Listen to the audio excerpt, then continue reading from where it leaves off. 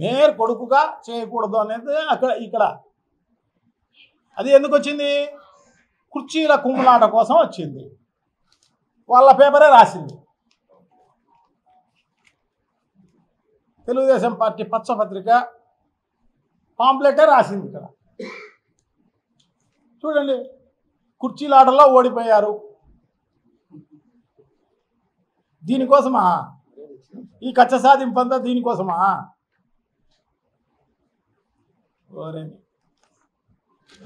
ఇంతవరకు ఎక్కడ కూడా ఏ మున్సిపల్ కార్పొరేషన్లోనూ దీనిపైన చర్య తీసుకున్న పరిస్థితే లేదు. ఇప్పుడు ఎమ్మెల్యేలు వాళ్ళే కాంట్రాక్టర్లుగా ఉన్నారు, వాళ్ళే పార్ట్నర్లుగా ఉన్నారు కంపెనీలలో, కన్స్ట్రక్షన్ కంపెనీలలో.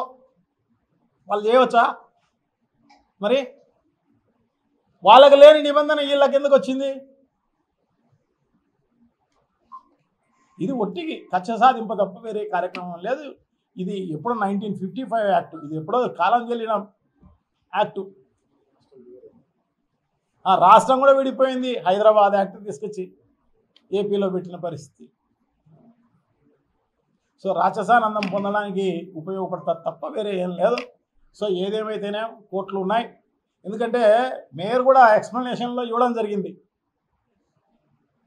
నా దృష్టికి రాలేదు అని చెప్పేసి. మేయర్ దృష్టికి రాదు, రిజిస్ట్రేషన్ చేసేది, కాంట్రాక్ట్ రిజిస్ట్రేషన్ చేసేది మేయర్ దృష్టికి రాదు. ఎన్నో కార్యక్రమాలు చేస్తూ ఉంటారు మున్సిపల్ కార్పొరేషన్లో. అన్ని కార్యక్రమాలు మేయర్ దృష్టికి రావు.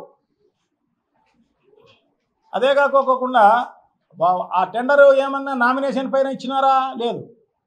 ఆన్లైన్ టెండర్లో మిగతా కాంట్రాక్టర్లతో పాటి ఈ వర్ధిని కన్స్ట్రక్షన్స్ అనేది కూడా పాల్గొని దాంట్లో లెస్కి వచ్చిన వాళ్లకు వచ్చింటుంది. అది వచ్చింది. దానికి స్క్రూటినీలోనే తీసేసి ఉండొచ్చు. అప్పుడు కూడా రిజిస్ట్రేషన్ అప్పుడు కదా దేవుడు ఎరుగు, కనీసం స్క్రూటినీ అప్పుడన్నా తీసేసి ఉండొచ్చు. మీరు కొడుకు సంబంధించిన కంపెనీ ఇది, సో మేము ఈ స్క్రూటినీలో తీసేస్తున్నామని తీసేయవచ్చు. అప్పుడు కూడా తీసేయలేదు. ఇది అధికారుల పొరపాటు వల్ల జరిగింది తప్ప మేయర్ దృష్టికి రాకపోయి ఉండొచ్చు.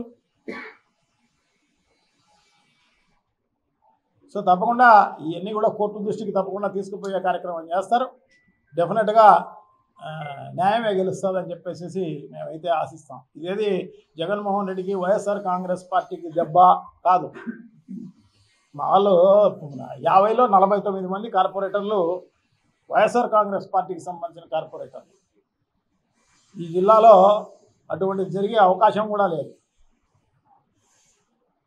సో తప్పకుండా న్యాయమే ఎప్పుడైనా గెలుస్తుంది. సో ఇది ఒట్టి కక్ష సాధింపు కోసం చేసిన పరిస్థితి ఇది. సో డెఫినెట్గా వాళ్ళు తెలుసుకోవాల్సిన అవసరం ఉంది. ఎవరైతే కక్ష సాధింపు కోసం చేశారో, అంటే ఎమ్మెల్యే గారిది కంప్లైంట్ పైన చేసినామని చెప్పేసి చెప్పడం జరుగుతుంది అన్నమాట. సో ఎమ్మెల్యే గారు ఆయనను ఎంతో ఊహించి ప్రజలు ఓట్లు వేసి గెలిపించడం జరిగింది. సో డెఫినెట్గా ఆయన ఈ సిటీకి చేయాల్సిన పరిస్థితి చాలా ఉంది. కానీ సంవత్సరం గడిచిపోయింది, ఇంతవరకు ఈ నగరాన్ని అభివృద్ధి చేసిన పరిస్థితి లేదు. కొత్త ఫండ్స్ తీసుకొచ్చిన పరిస్థితి అంతకన్నా లేదు. ఏదో అమృత్లో ఉన్న సెంట్రల్ గవర్నమెంట్ గతంలోనే ప్రపోజ్ చేసిన అన్ని వర్కులు అమృతుల్లో 7 ఏళ్లకు సంబంధించిన ప్రపోజల్స్ ఫస్ట్లోనే ప్రపోజ్ చేసి ఉంటారు. అమృత్ 2 అనేది ఇల్లు తీసుకొచ్చింది కాదు, ఇంకోటి తీసుకొచ్చింది కాదనమాట. ఇది అంతకుముందే ప్రపోజ్ చేసిన అవి సెంట్రల్ గవర్నమెంట్ ఇచ్చేటివి. సో తప్పకుండా ఆమె దీనిపైన దృష్టి పెట్టి ప్రజలకు ఉపయోగపడే కార్యక్రమాలు చేస్తే మంచిది అన్నమాట. ఏదైనా ఫండ్స్ తీసుకొచ్చి ఏదైనా చేయగలిగితే మంచిది తప్ప ఇట్లాంటి కక్ష సాధింపు చర్యలు ఇంకోటి చేయకూడదు. ఎందుకంటే రూలే ప్రొవైడ్ చేయదు. నేను కూడా మేయర్గా పనిచేసిన సమావేశాల్లో మేయర్ ఒక్కడు తప్ప ఇంకా వేరే ఎవరు కూర్చునేదానికి అవకాశం లేదు. ఆ కన్వీన్ చేసే కమిషనర్ కూర్చునే అవకాశం ఉంటుంది తప్ప, అది కూడా పక్కన కూర్చునే. అంతేగాని ఎమ్మెల్యేలకు సీట్లు వేసిన పరిస్థితి ఇవన్నీ ఉండవు. రూల్ ప్రకారము వాళ్ళు నడుచుకున్నారు తప్ప నీపైన కక్ష సాధింపు చేయాలని ఇంకోటి అని మా కార్పొరేటర్లకు లేదు, మేయర్కి లేదు, ఎవరికి లేదు.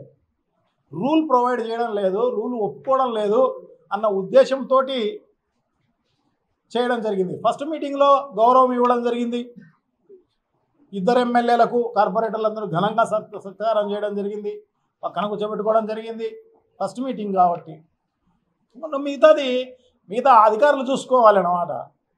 అధికారులు రూల్ ఎలా చెప్తే దాని ప్రకారం అధికారులు ఆ మీటింగ్ను ఏర్పాటు చేసే కార్యక్రమం చేస్తారు తప్ప ఇంకో రకమైన కార్యక్రమం కాదు. అసలు మేయర్కి సంబంధం కూడా లేదు. అది కూడా దానికోసం కక్ష సాధింపు పెట్టుకుని, అదే కాకుండా మేయర్ ఇంటిపైన చెత్త వేసే కార్యక్రమం, ఇది కూడా ఒకరి ఇంటిపైన చెత్త వేసే కార్యక్రమం దాన్ని నిరసన వ్యక్తం చేయాలి అంటే, ఒకవేళ శుభ్రంగా లేకపోతే నిరసన వ్యక్తం చేయాలంటే ఎన్నో దారులు ఉన్నాయి పై అధికారులకు. ఎందుకంటే ప్రభుత్వం వాళ్ళది, పై అధికారులకు రికమెండ్ చేయవచ్చు, కమిషనర్కే చెప్పవచ్చు, ఇదో ఈ ప్రాంతంలో సరిగా శుభ్రత లేదు చేయండి అని చెప్పేది. ఎందుకంటే ఆమె ఎమ్మెల్యే కాబట్టి ఇక్కడ తప్పకుండా ఆమె ఆదేశాలను పాటించాల్సిన అవసరం తప్పకుండా ఉంది. కమిషనర్ కానీ మిగతా మున్సిపల్ అధికారులకు వీళ్ళందరికీ కూడా ఉంది. సో ఆ విధంగా చేయకుండా ఇంకా వాళ్ళు అధికారులు కూడా పలకలేదనుకోండి, దానికంటే గవర్నమెంట్లో సంబంధించిన కన్సర్న్డ్ ప్రిన్సిపల్ సెక్రటరీకి కానీ, తర్వాత మంత్రికి కానీ, లేకుంటే ముఖ్యమంత్రికి కానీ రికమెండ్ చేయవచ్చు. అంతేగాని మేయర్ ఇంటి మీద చెత్త వేయడము ఇదంతా కక్ష సాధింపు. నిజంగా కూడా మరి ఏం ఆనందం పొందుతారో ఏమో కానీ మొత్తం పైన. సో ప్రజలు కూడా హర్షించరు ఇటువంటి పనులకన్నీ దానికి. రాజకీయ నాయకులు ఎవరైనా కూడా ప్రజలకు మేలు చేసే విధంగా ఉండి మంచిగా ఉండే కార్యక్రమం చేస్తేనే ప్రజలు హర్షిస్తారు. అంతే తప్పనిచ్చి ఇక రాక్షసానందాన్ని పొందే కార్యక్రమం చేయడం అనేది నిజంగా ప్రజలు హర్షించరు.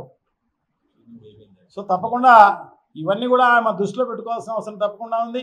అలాగే ఈ కార్పొరేషన్ అభివృద్ధి చేయాల్సిన బాధ్యత కూడా ఆమెపైనే ఉంది. ఎందుకంటే ప్రభుత్వంలో ఎన్డీఏ కూటమిలో ఆమె ఎమ్మెల్యేగా ఉన్నారు. సో ఒక మహిళ.